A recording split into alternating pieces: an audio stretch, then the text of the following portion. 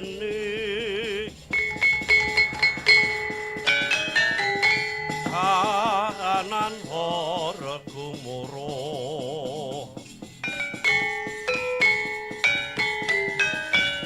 kontrang kantring procalmo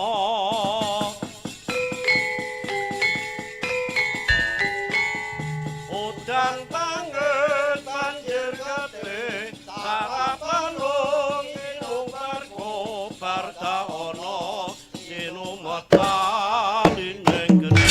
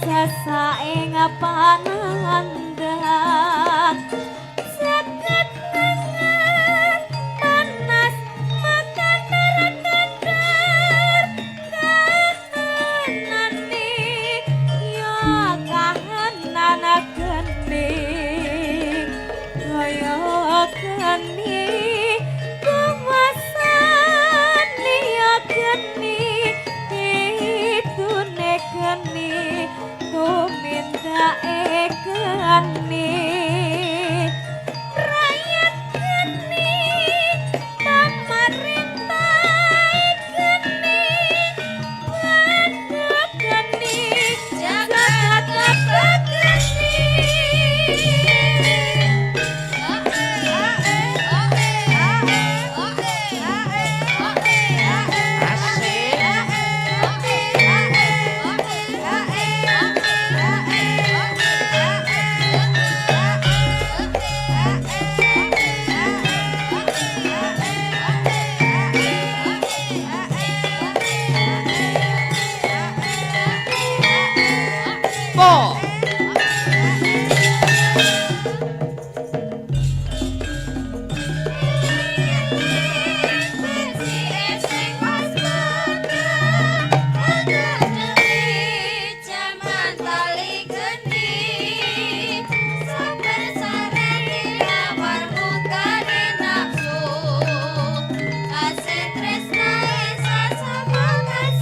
sekali lagi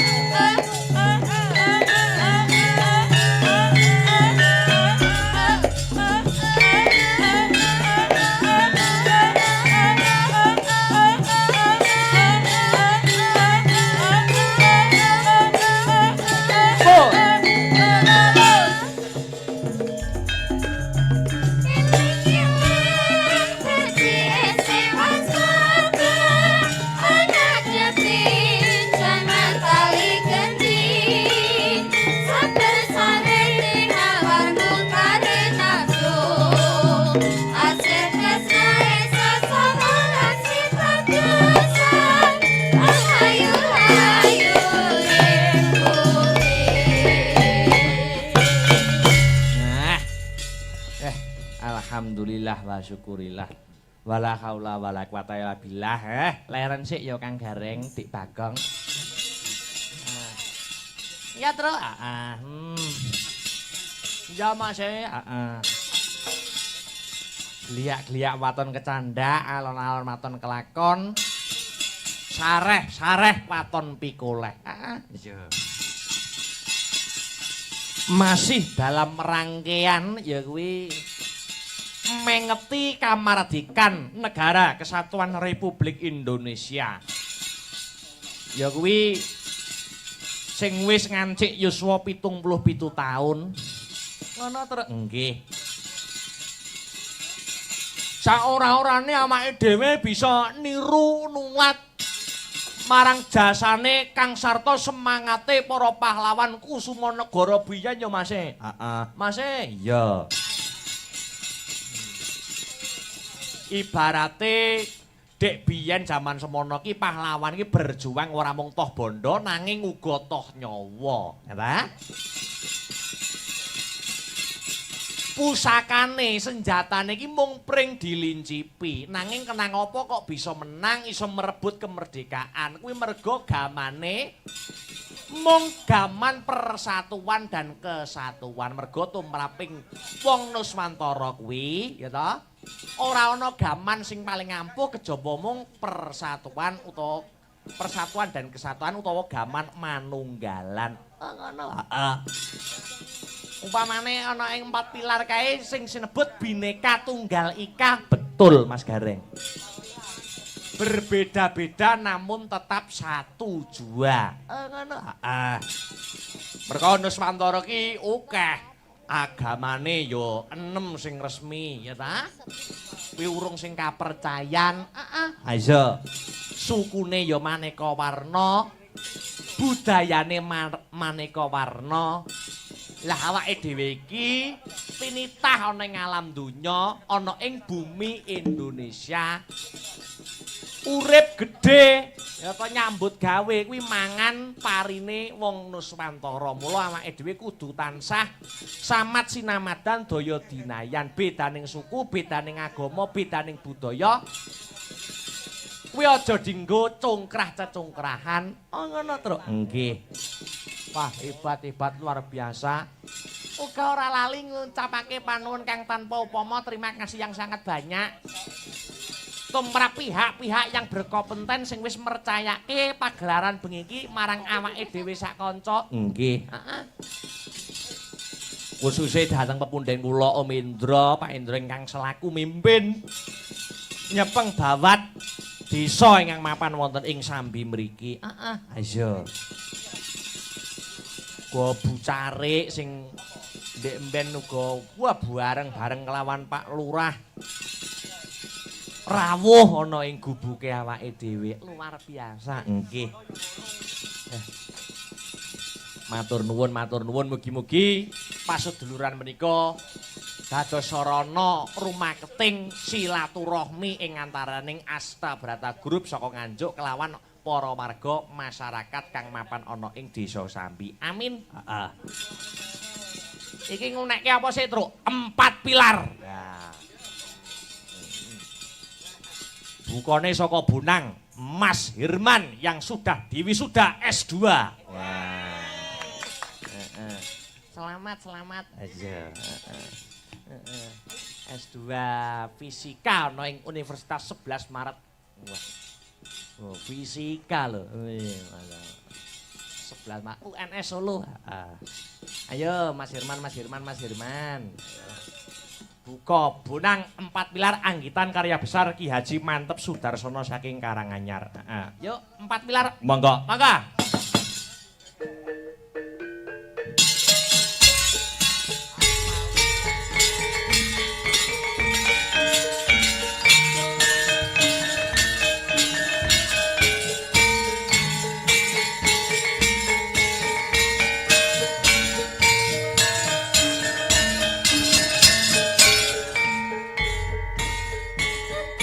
Lariku ke tinggi negara,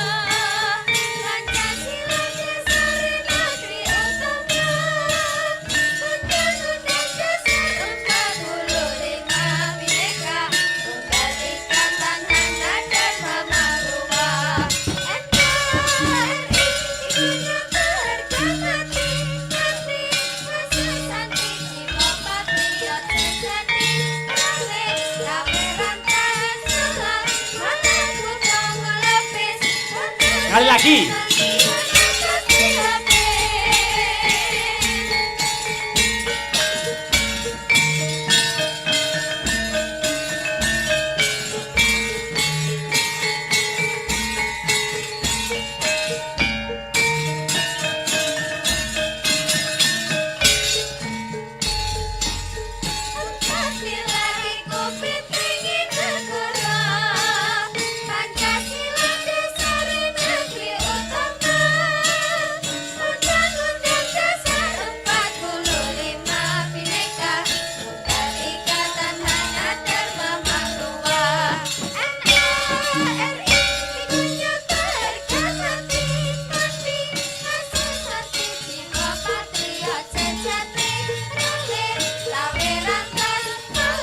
Matur nuwun, Guru Pak.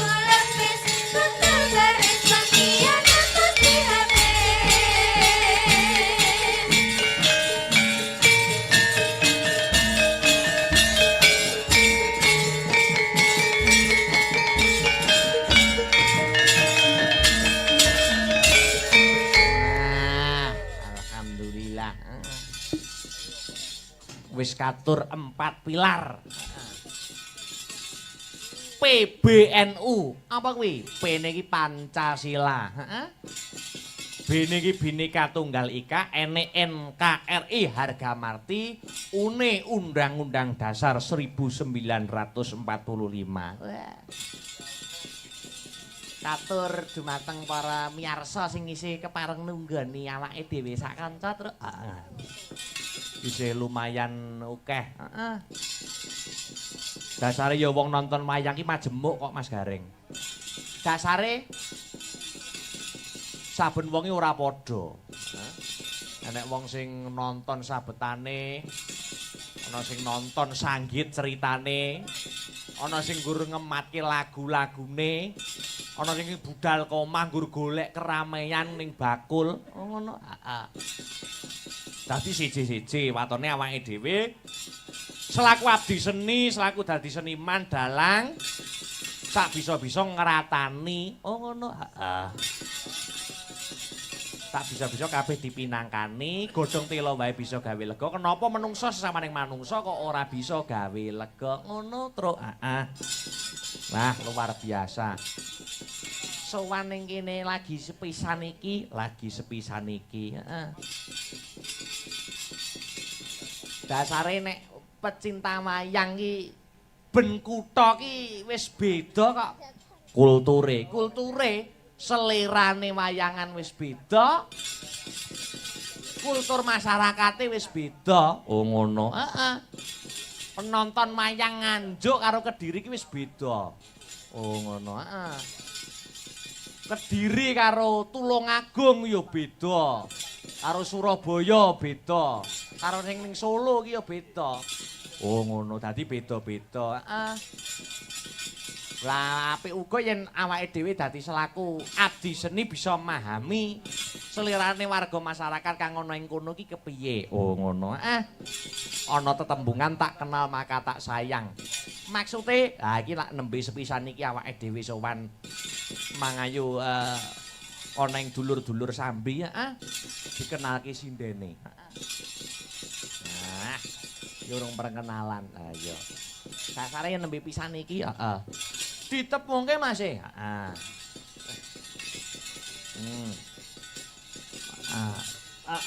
Wiwit saka sanding dalang. Heeh. Wilujeng enjing, Dik. Inggih, wilujeng enjing. Nah. Ayo nderek tepang Gladiwano, siapa namanya ben para miyarsa ki padha mudeng. Nggih, dipuntepangaken nami kula Dwi Batrisya Cahayaning Rum. Wah, Dwi Batrisya Cahayaning Rum. Nggih.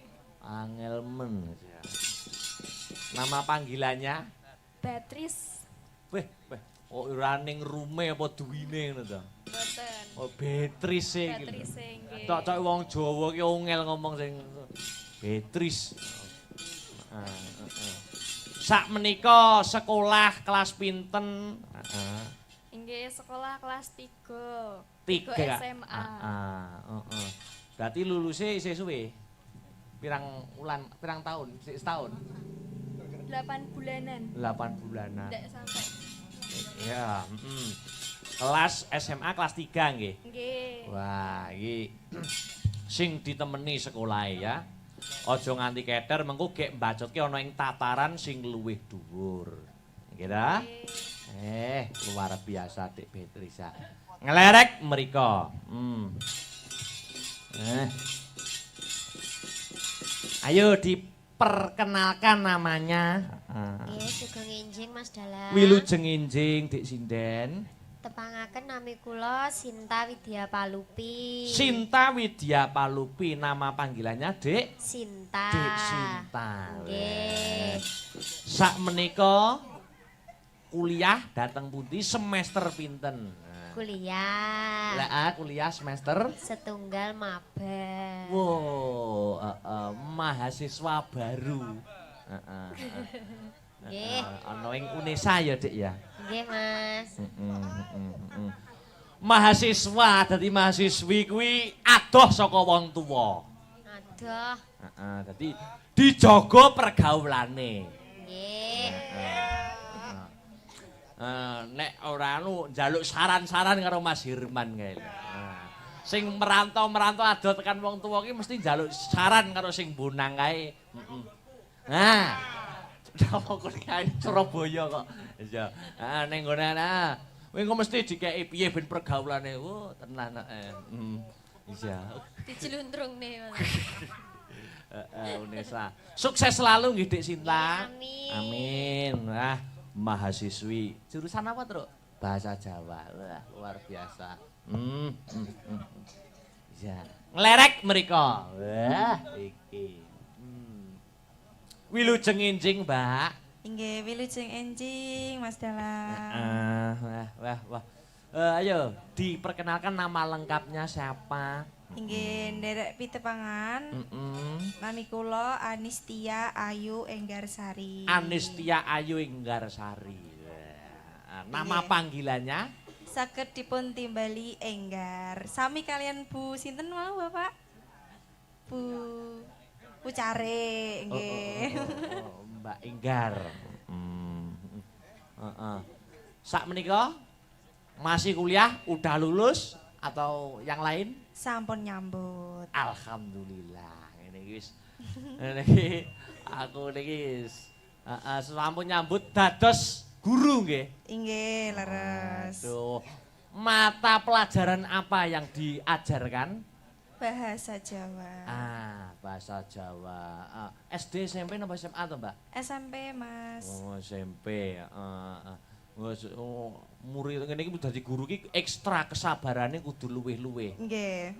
Mergo ngadepi murid sing nakal-nakal. Sing banyol-banyol biasane. Sing banyol-banyol.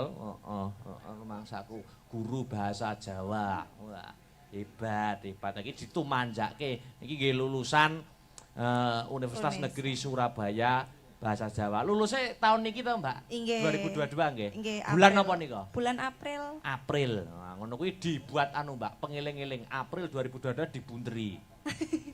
Iki lulus kuliah. Nek iso iki wong urip iki duwe target. Aku nek wis lulus iki setahun kas kudu ngene. 2 tahun kas kudu ngene. Oh, ngoten. Nek bisa tapi. Nggih. Mboten napa-napa. Sukses selalu, sehat selalu Mbak Enggar. Lah menika ingkang pungkasan menika senioring para pesinden meneteng ing Laladan Kadipaten Nganjuk. Menika wong sepuh tegese asepe ampuh. Mangestoni marang sing muda-muda taruna. Aduh. Wilujeng Enjing, Bu. Injih, wilujeng enjing Mas Petruk, Mas Gareng, Mas Bagong. Enjing Bu. Sinten namine sinten? Napa wong-wong pun wonten sing ngertos nggih paling. Sampun. Weh. Niki pun jajan jenengan mriki berarti. Injih. Sinten Bu? Bu? Dalam. Namine nggih. Kula Bu Parsinem. Alhamdulillah Bu Parsinem. Nggih. Par menika paring. Oh nggih no. Napa niku pripun Bu kula supe ya? Niku asma kinarya Japa Oh kok. nggih. Par. Par niku paring. Si niku siji. Nem niku nembah. Nembah Gusti sing Maha Siji. Nembah Gusti ingkang Maha Peparing. Amin, amin. Sae ta? Sae buke. Luar biasa. Dadi ngono kuwi. Ana persuku kata iki asma kinarya Japa. Victor. Pikiran kotor. Ya nembang. Anu. Iki sapa iki wiraswarane tanjakke. Wong ndak ngantuk wis bukake buku wae aja. Niku Pak Purnomo, Facebooke Purnomo. Dobel kok. Wilujeng-ijeng Pak Pur. Nggih, wilujeng dalu Mas. Nyuwun berkahe nggih. Pus monggo kersa napa pelok kenging slindro kenging pelok barang kenging saged. Nggih niki nyuwun pelok 6 niki wau wonten orek-orekane. Ya iki. Orek-orekane jenengan sore mau jajal tak. Terus jare ya ora karangan kuwi orek-orekan jenengan. Wong nek merendah untuk meroket iki ngono kuwi.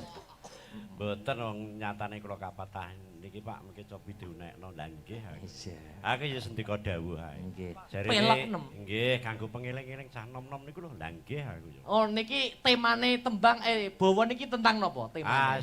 Perang nalika semono sampai merdeka. Wo, nggih. Nah, Masih berarti cocok karo acarane. Ah nggih to. Dandang gula. Nggih. Oke. Monggo Pak Pur. Caritane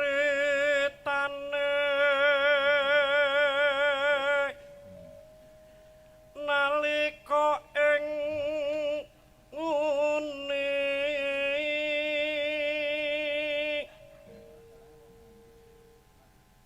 lanang wadon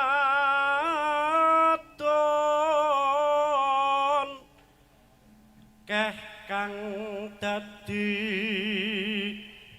korban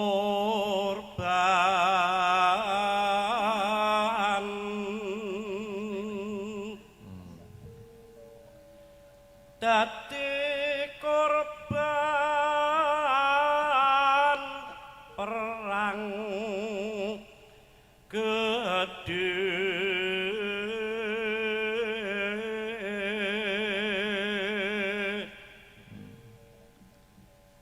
kepengin luar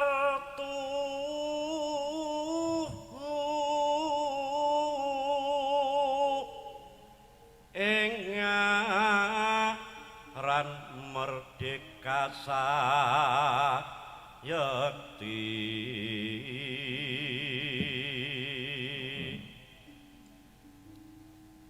sangsara kang sinandang bebahasan lebur aluluh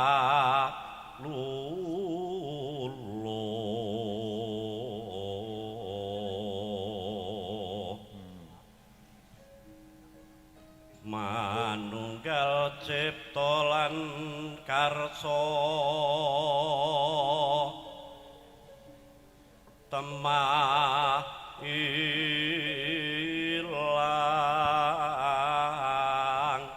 ing panandang sayekti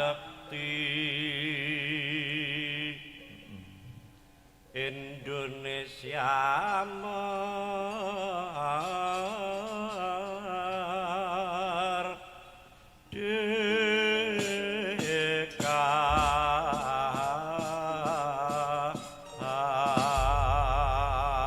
merenungi pengorbanan dan perjuanganing para pahlawan. Mula nek angger malam 17-an ngono kae kaya wingi-winginane kae mesti ditirakati ben desa setiap dusun, setiap desa iki mesti ana lek-lekan tirakatan malam 17-an. Kuwi nggo mengenang. Ngono ah. Wah luar biasa. Hebat Pak Pur. Ayasane dheke ngono. Mboten.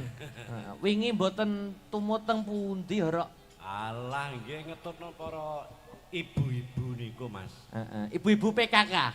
Nggih perangkat Desa Sukoharjo Wakung. Nah, rampungipun menika sampun 5:30 lajeng kula napa ngebil bagian humas. Waduh Pak, ndak mengke berangkate jam kalih niku pripun? Wonten acara karawitan kalian ibu-ibu PKK. Nggih. Bar Mas aku ya Pak Pur niku wis nyuwun sewu pun pengkerawit senior teng Nganjuk kok ya isih kober-kobere napa niku kalih ibu-ibu PKK. Ah nggih udon-udon, Mas. Tek nggih aktif lho. Senin PKK, Rebo PKK, Jumat PKK. Mas aku kok pekekak. Kok isine kok pekekak tok lho.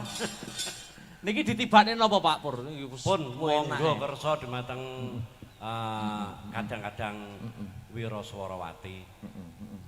Mbak Enggar. Nggih. Sampean jumeneng, Mbak. Ya. Nggih. Jumeneng. Sing pelok 6, monggo bebas. Nah. Monggo kersa sing pelok 6. Nggih, Napa? siap. Setia tuh nggih. Oke. Setia tuhu. Gandeng pun dibawani langsung bukane celuk. Nggih. Setia tuhu. Mangga, Setia tuhu Mbak Enggar. Yo.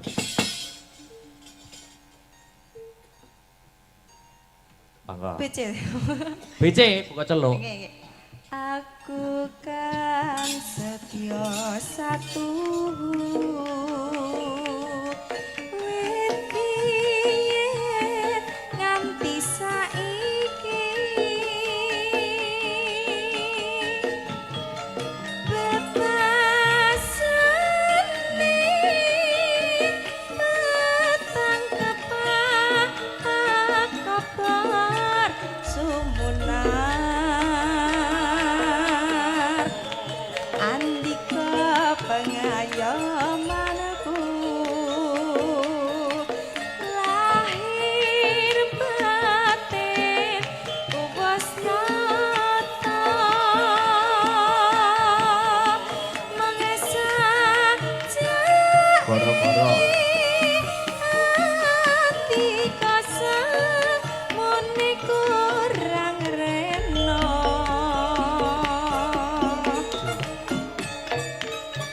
andayati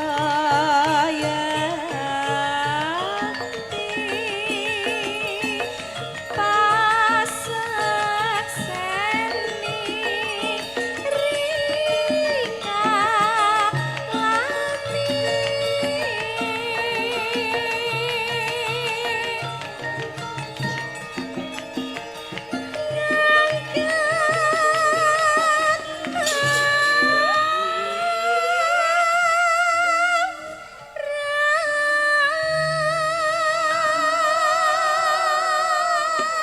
Yuk.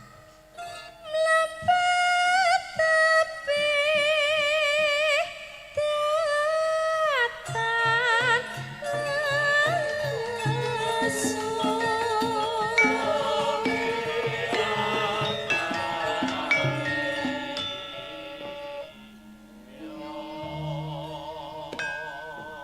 Ya. Mugianto berkahing witi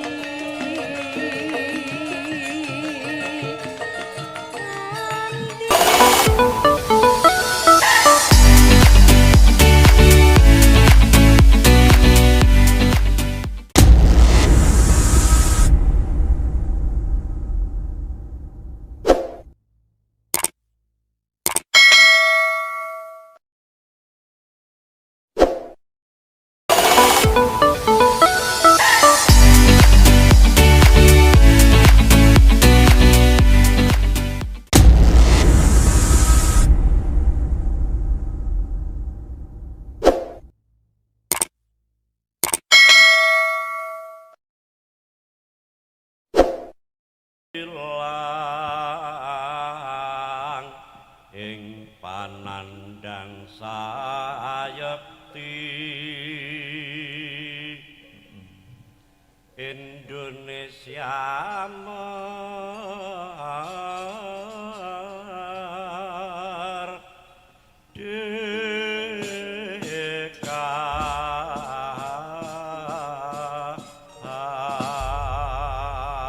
merenungi pengorbanan dan perjuanganing para pahlawan. Mula nek angger malam 17-an ngono kae kaya wingi-winginane kae mesti ditirakati ben desa, setiap dusun, setiap desa iki mesti ana lek-lekan tirakatan malam 17-an. Iki nggo mengenang. Ngono ah. Wah, luar biasa. Hebat Pak Pur. Ayasane dheke ngono. Mboten. Wingi mboten tumut teng pundi, Rok? Alah, nggih ngetutno para ibu-ibu niku, Mas. Ibu-ibu PKK. Nggih, perangkat Desa Sukoharjo Wakung. Nah, rampungipun menika sampun 5:30 lajeng kula napa ngebil bagian humas. Waduh, Pak, ndak mengke berangkate jam kalih niku pripun? Wonten acara karawitan kalian ibu-ibu PKK. Nggih. Mas aku ya Pak Pur niku wis nyuwun sewu pun pengkerawit senior teng Nganjuk kok ya isih kober-kobere napa niku kalih ibu-ibu PKK. Ah nggih, udon-udon, Mas. Tek nggih aktif lho. Senin PKK, Rebo PKK, Jumat PKK. Mas aku kok pekekak. Kok isine kok pekekak tok lho. Niki ditibane napa Pak Pur? Pun monggo kersa dumateng kadang-kadang Wiraswarawati. Mbak Enggar. Nggih. Sampean jumeneng, Mbak. Ya. Nggih. Jumeneng. Sing pelok 6, monggo bebas. Monggo kersa sing pelok 6. Nggih, Napa? siap. Setia tuh nggih. Oke. Setia tuhu. Gandeng pun dibawani langsung bukane celuk. Nggih. Setia tuhu. Mangga, Setia tuhu Mbak Enggar. Yo.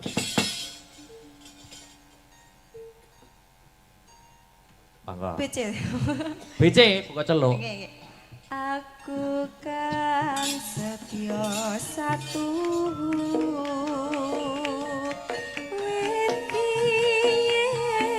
nganti saiki bebasane matang kabar sumunar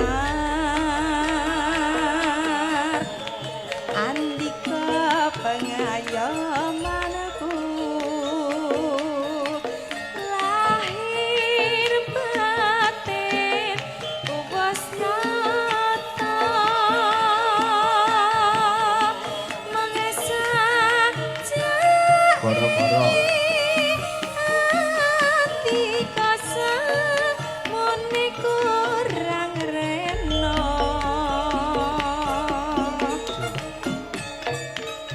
tanda yati pasak seni rika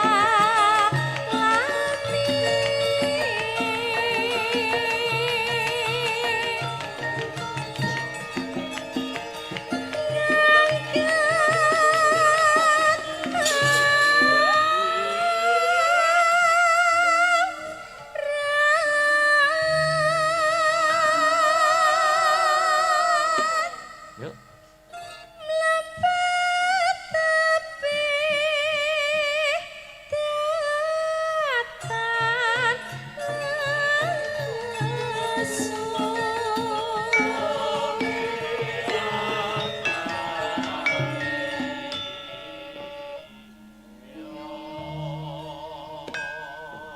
Ya. Mugianto berkahing witi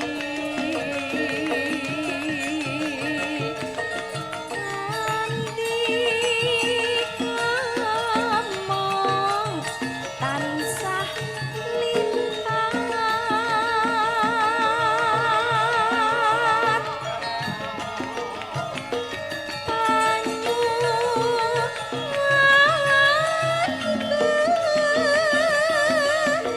Setya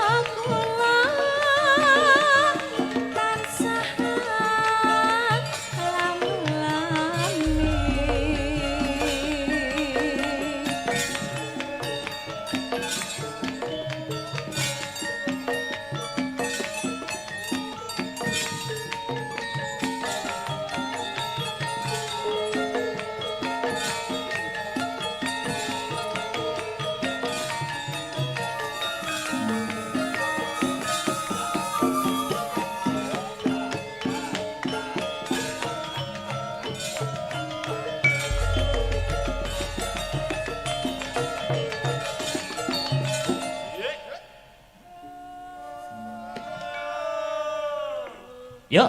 Aku kan setya satu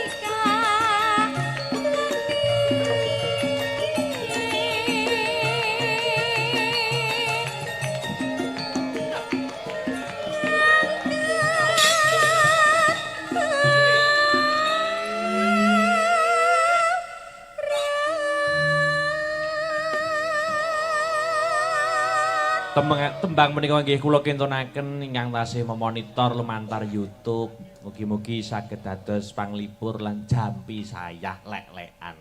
Yuk.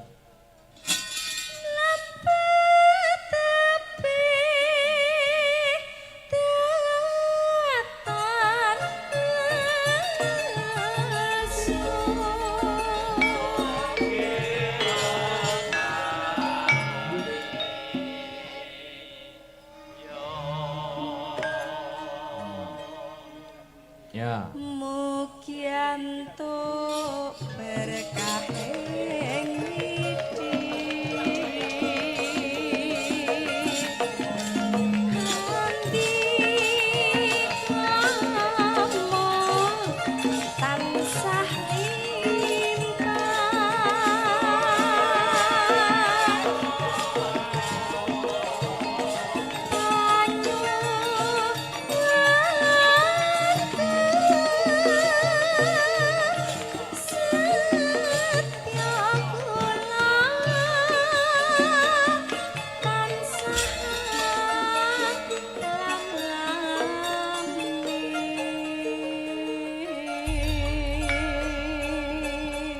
Terima kasih Mbak Enggar. Ini malam minggu ya Ki ya? Inggih malam minggu. Besok berarti buatan ada jadwal mengajar. Mengajar inggih libur. Mengajar. Luar biasa. Jenenge Bhinneka Tunggal Ika itu anggota Astra Brata iki dengan berlatar belakangnya beda-beda. Wow. Jadi ana sing wis macem-macem. Urung iki sing nyepeng rebab mau sing Mas Aryo kuwi. Itu Aryane loro ngene iki. Arya karo Aryo. Aku cocoke bingung. Kontak kuwi sing jenenge Aryo ana 5. Mula kuwi kuwi wah, kuwi nek Arya sing rebab kuwi iki sregep banget tak kuwi. Ning Solo kuwi aku wis nyekseni ya. Pokoke tak critakne sing sregep-sregep tok. Karena aku, Arya dan Arya itu saling menjaga aib. Jane ya wis padha mudenge jane wis meneng ngono ya.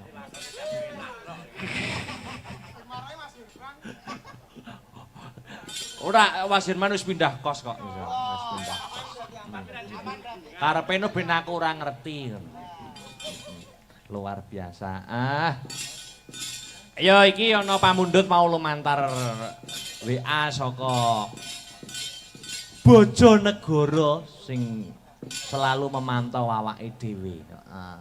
Iki go memantau lewat YouTube nyuwun pepeling Slindru Songo. Pepeling. Nggo ngelingke agamane awake dhewe urip dengan agama hidup akan terarah, dengan ilmu hidup akan mudah, dengan budaya hidup akan indah. Oh iya. Atur, peweling. Monggo tak tuntak, yuk. Iki ganti formasi to. Oh iya.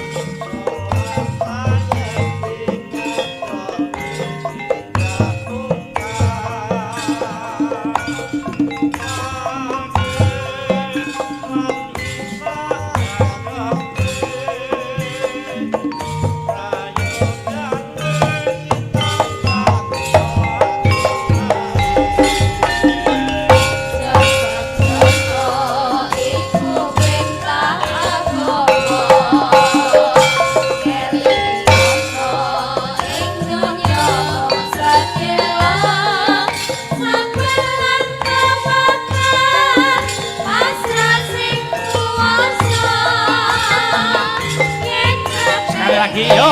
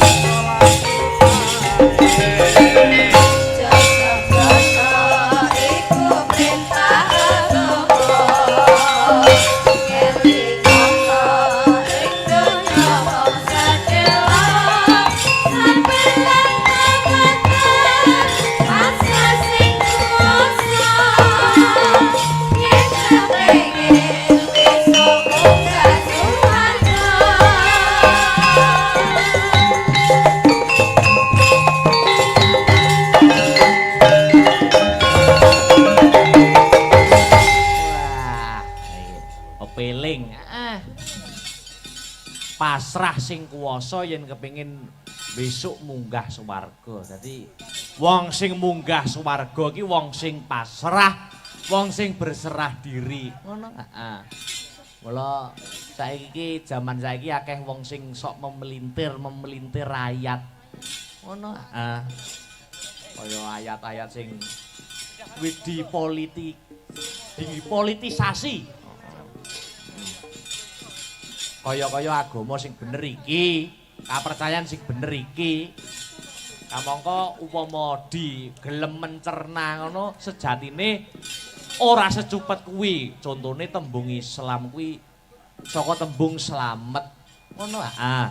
Dadi sapa wae sing kepengin slamet kuwi berserah diri. Mula ana tembunge dalile agama ke inadin indallahil Islam, ya toh. Islam ki wit jaman biyen ki ora kok di kotak-kotakan. Lah saiki nek agama iki kaya partai politik ngono ha. Kamangka ning kono ki maknane tafsire sing bener kuwi ora ya kuwi wong sing berserah diri. Oh ngono terus. Wah, luar biasa angkitan besar karya Ki Haji Anom Suroto, maestro pedalangan. Wah, hebat. Iki aku mau entuk laporan.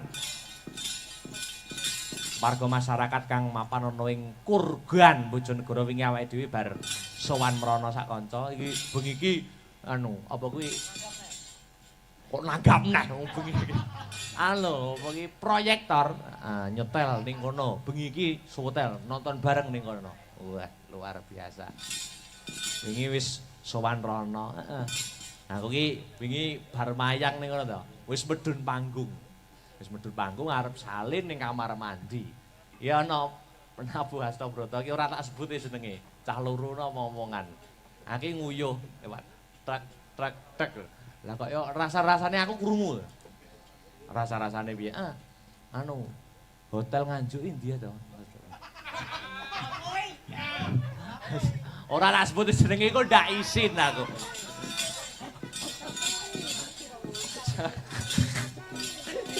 Iya.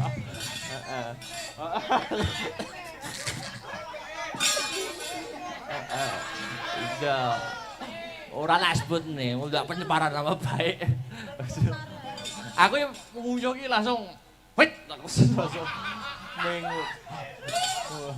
Masya Allah. Dan maksudnya ki hotel, maksudnya kancane arep teko ki maksudnya kok njaban kampus lho. Istirahat di muduhne. Yo terakhir yo. Bareng ngadeg kecuali Bu Parsinem. Lho, wong piyayi sepuh jumeneng ndak saru no. Ayo Dik Petrisa, Dik Niken, Dik Sinta, Mbak Enggar. Wabeh jumeneng ya. Jumeneng. Ya toh? Terus lungguh neh. Yo nembang kok. Iya. Ya iki lakone dawa iki.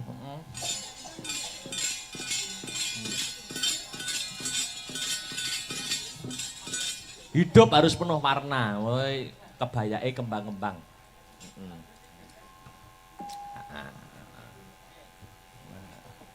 Miki cukup mboten? Cukup nggih. Wah. Makasih loh Mas Denny. Lama tidak jumpa kita. Bisa.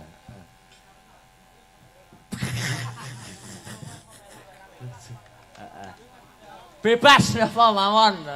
No tembange monggo. Gamelan kenging musik ya kenging. Ning kaca aja kaya wingi. Ngerok ya. Ora wingi iso wah keguayakan kanthi lakone meh ora kecandhak. Ramu goro-goro setengah papat. Yakin Pak Pur niku lho. Mboten temut iki. Setengah papat lho, asli ramu goro-goro. Monggo bebas. Nggih, napa niki? Bebas, monggo persetujuan kanca-kanca. Lah niki